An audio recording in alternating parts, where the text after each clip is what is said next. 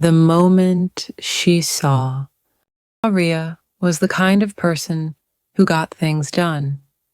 She was organized, efficient, respected at work, someone her colleagues turned to when everything felt like it was falling apart.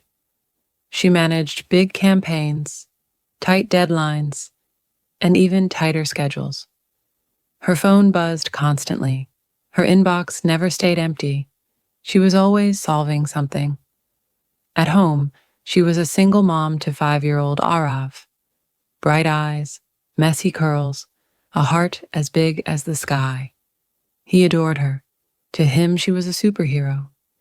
Every morning, he'd wake up early just to sit at the table with her, watching her get ready, pouring coffee, typing on her laptop, checking her phone.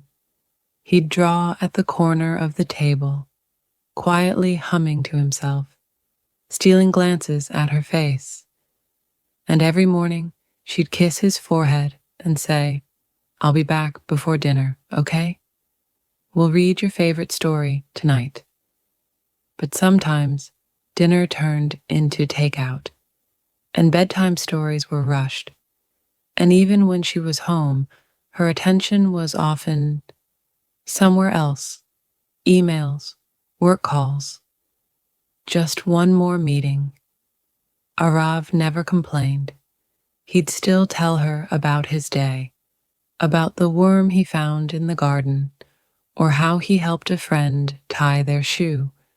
But more and more, his stories grew shorter, his voice quieter. He started tucking himself in some nights, his drawings left on the kitchen table like forgotten love notes. Then one day, everything shifted. It was a regular Tuesday. Ria had just come home from another exhausting day. Her mind was still spinning with numbers and notes from a client call. She was halfway through microwaving leftovers when Arav tugged on her sleeve. "Mama," he said, grinning, "I made a drawing for you at school." He held it out proudly, crayon marks smudged at the edges. She took it absent-mindedly, barely glancing at first. But then she looked. There it was, a simple picture, a sun in the corner, a tree, a little house, and 3 stick figures, Arav, his grandmother, and her. Except her stick figure had no eyes, no mouth, no face at all. Just a big black rectangle where her head should have been. A phone. Her breath caught. "That's you," Arav said cheerfully. "'Cause you're always talking on your phone, even when you're here." He didn't say it with anger. There was no blame, just innocence, honesty, like he was describing the color of the sky. That night, long after Arav had fallen asleep, Ria sat alone in the living room, holding that drawing. Her chest ached. She thought about every "just a minute," every "I'm too tired right now," every bedtime story skipped because of an email. She realized she'd become a background character in her own child's life, present in body, but not in heart. And that hurt more than any deadline ever had. The next morning, something changed. She didn't check her phone during breakfast. She walked Arav to school instead of rushing ahead. She asked about his dreams, and she listened.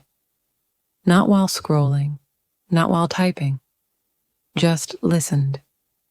At work, she began to set clearer boundaries, logged off at 6 p.m., turned off notifications during dinner, and when Arav ran to her after school, she met him with open arms and open eyes.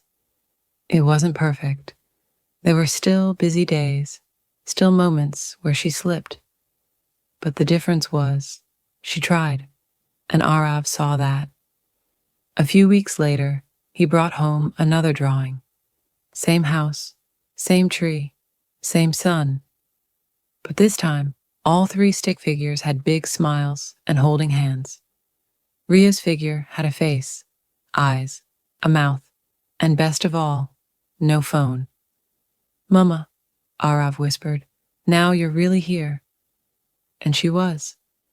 Sometimes love isn't about grand gestures or fancy gifts. It's about presence.